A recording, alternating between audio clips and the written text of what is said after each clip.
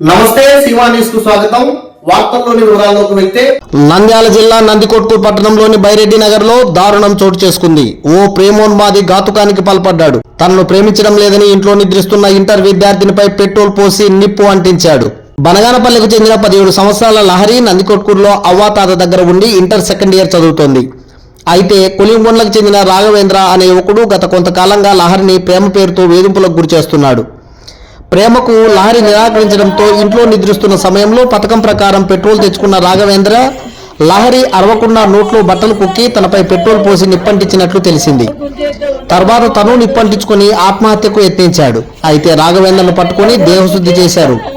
స్థానికుల దాడి నుండి తప్పించుకుని రాఘవేంద్ర హాస్పిటల్కు వెళ్లాడు. అయితే లహరి మృతి చెందింది. రాఘవేంద్రకు తీవ్ర గాయాలయ్యాయి. మెరుగైన చికిత్స కోసం రాఘవేంద్రను కర్నూలు ఆసుపత్రికి తరలించారు. అల్లారు ముద్దుగా పెంచుకున్న లహరి అర్ధాంతరంగా తను చాలించడంతో తల్లి, కుటుంబ సభ్యులు కన్నీటి పర్యంతమయ్యారు. కేసు నమోదు చేసుకున్న పోలీసులు విచారిస్తున్నామని తెలియజేశారు.